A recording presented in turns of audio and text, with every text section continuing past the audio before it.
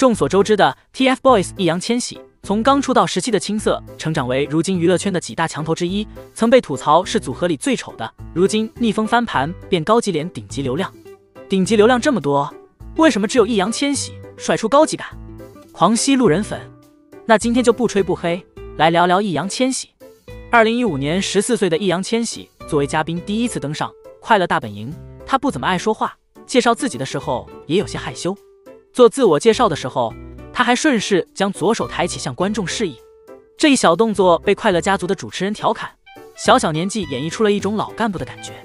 再后来被广大路人熟知，就是4年后的《少年的你》和《长安12时辰》了。似乎大家才意识到，以前唱着左手右手一个慢动作的羞怯男孩，已经以不可想象的速度拔地而起，成为一个超乎年龄沉稳的实力少年。这位4字弟弟好像在一夜间长大，一不留神，他已经褪去了孩童的稚嫩和青涩，成长为一位眉眼间散发着英气和凌厉的青年，让人不禁期待他的未来。印象中，易烊千玺一向都特别安静低调，有次接受采访也说自己的性格是闷骚型的，可能内敛是天性使然，但这也恰恰成就了他沉淀自我的一个机会。沉浸在自我的世界，给了易烊千玺更多与自己独处的时间，就像构筑出了一个小小的个人世界。他在里面不断磨练自己，唱歌、跳舞，培养自己的兴趣，书法、泥塑，渐渐成长为一个在舞台上面可以独当一面的艺人，也成为了一个独立又不失志趣的男孩。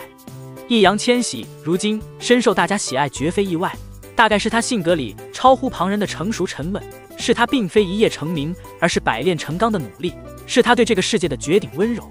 他真的太温柔了，这是他性格里的高光点。他的眼睛有思想，有内容，有星星。其实在易烊千玺刚出道时，长相在三小只里并不出彩，甚至常被吐槽长得不好看，性格害羞放不开。但我们常说美人在骨不在皮，4字弟弟的骨相就相当优秀，眉眼间有种少年气，微微外扩的颧弓和略方的下颌又带着一丝男性荷尔蒙。少年的清澈与成人的醇厚相互交织，清冷进玉隙中的情欲涌动，构成了一种奇妙的特质。我印象最深刻的是在电影《少年的你》中监狱里对视的那场戏，嘴角和面部抽搐，笑与泪的融合，没有一句台词，却带给了观众台词之外的复杂情绪。单单只露出眼睛，就能传达各种饱满动人的情绪。当时他才17岁，还没考入中戏接受系统的表演训练，这样的表现力简直惊人。这就是易烊千玺对自我的要求。少年的你首映礼上，编剧张继说，千玺，你是一个演员，不是一个偶像。话音未落，台上的易烊千玺已是眼眶通红。除了演戏之外，易烊千玺的表现也是有口皆碑。参加这就是街舞，成为最年轻的队长，并带领战队强势夺得全国总冠军。他的编舞即使在专业舞者圈也拿得出手。发行《丹青千里》在等个人单曲，参加原创音乐类节目《欢乐之城》，成为格莱美唯一邀请的中国艺人，出席第60届格莱美颁奖典礼。他还会书法，参加《国家宝藏》节目就小抄了一份大课顶里的290字铭文，其中一段送给了张国立。张国立现场感叹，字儿写得真漂亮。他甚至还会泥塑。本着不浪费的原则，易烊千玺在艺考时参加了美术类专业考试，靠泥塑作品轻松过线。长得帅反而成为他最微不足道的一个优点。易烊千玺13岁出道，如今在微博上有超过8000万粉丝，这意味着繁重的工作以及几乎没有任何的个人时间空间。只要有采访问有什么愿望，最想做什么，他的回答都是去旅行。从他相机几乎不离手，什么都会随手拍一拍，可以看出是真的有做旅行博主的天赋。可能在私人行程中的易烊千玺才是他内心真正的小男孩，可以暂时任性的小男孩。易烊千玺一直想自己去旅行，16岁时想叛逆潇洒一回去云南，但向工作人员拿身份证时，还是被助理胖虎发现了。最后胖虎和千玺一起坐了44个小时的绿皮火车，两人用了6瓶氧气爬上玉龙雪山的山顶，又走进了苍山海。这段经历是易烊千玺认为少年时最疯狂的旅行。后来17岁参加《亲爱的客栈》的节目拍摄，他又再次回到了云南，在泸沽湖坐猪槽船钓鱼，度过了一段美好的时光。月白与风清，山带与川行，他眼中的风景都该明朗赤诚，拿热爱填满的灵魂也不算茫茫一生。而19岁的他早已不是路人眼中那个只有流量的小孩了。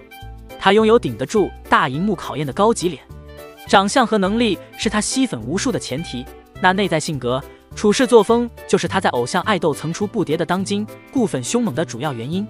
演戏、唱歌、跳舞每一项都不简单，但3项同时登上金字塔顶端，除了她，我找不到第二个人。